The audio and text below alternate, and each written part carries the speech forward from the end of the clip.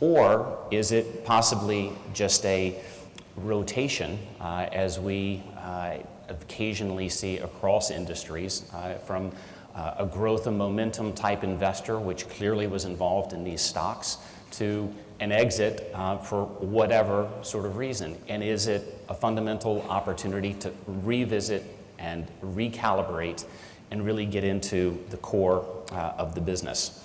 And I think, a couple more just brief slides to think about the opportunity and to put this into perspective, because what we would like to do is dive into these fundamental dynamics. We don't make recommendations. We don't have stock targets. That's for the sell side and for the buy side investor base to make those decisions. But in putting what's going on right now into some good fundamental context, we can raise some issues and have a pretty intriguing discussion.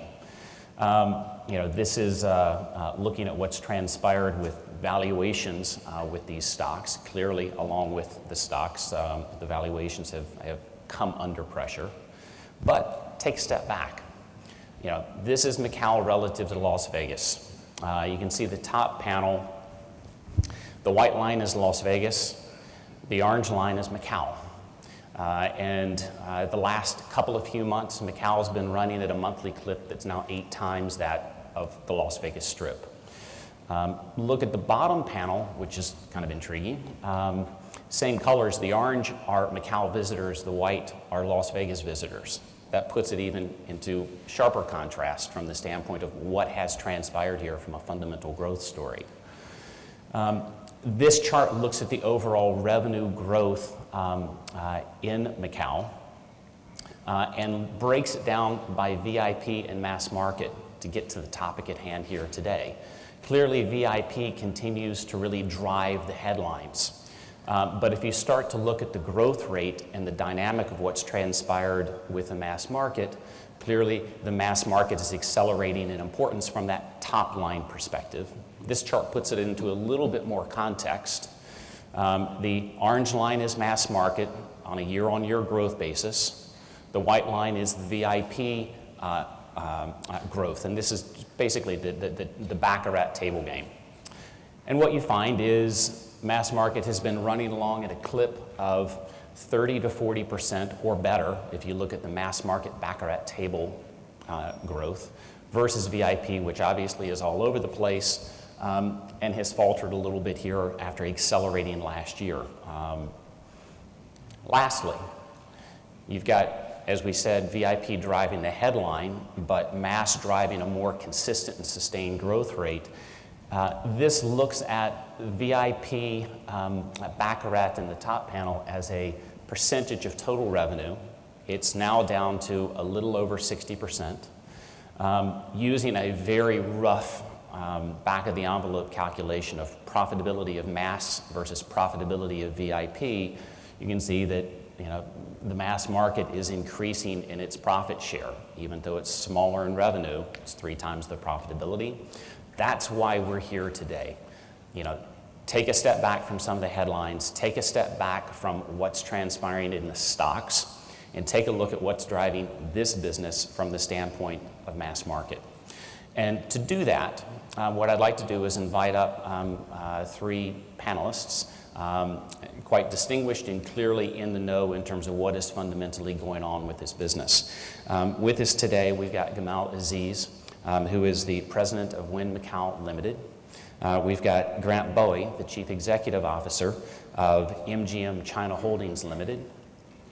And we've got Grant Chum, senior vice president of global gaming strategy for Las Vegas Sands. Please join me up here, and we'll get into a bit of a discussion and dialogue. Yeah, we take those 3. Yeah, you can hold it here, it's fine. We've got mics around, super.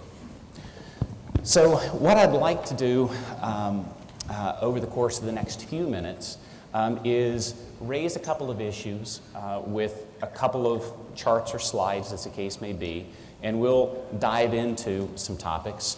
We'll do this for a little while, but leave some time for open Q&A from the audience as well. What I'd like to do first is think about some near-term issues that are in the news, sort of dispense with these because somebody's going to ask them anyway, so we might as well get them out of the way up front. And then get on with some of the longer-term dynamics that really are behind this mass market story. So, first question, union pay, all over the press. How big of an impact is it? What are your current thoughts? Can you give us some context? All of you all in various ways have discussed this on earnings calls and what have you here as of late, but be good to get an update. Jonathan, you were right. We gave it 1 minute before union pay would be raised. Might as well address it. I think the wonderful thing about Macau is that everybody wants to look at under the microscope, and that they're looking desperately to find some reason that this is not as good as it is.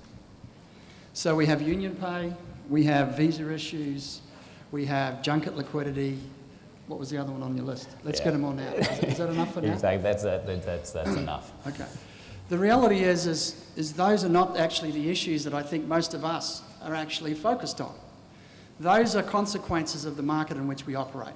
We are very comfortable and very confident that within this environment, between the Macau government and the China government, they have policy settings.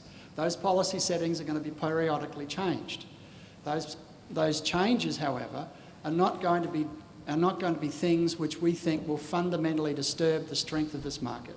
It's in no one's interest, Now clearly, if you are in the market all the time, you actually get to learn to live with those things. They just don't really register. But when you're looking from the outside, and clearly if you're an investor in New York or in London or Paris or wherever you may be, and someone raises one of these issues, you go, oh my God, I didn't understand it. And that's one of the critical issues for Macau. If you're investing in Macau, you need to actually understand Macau. I think that the GFC was a classic example in this part of the world where we had a lot of investors who were following others in and had no idea why they were investing. It was just that someone else, like Grant, recommended it. And then he saw the error of his ways. And as we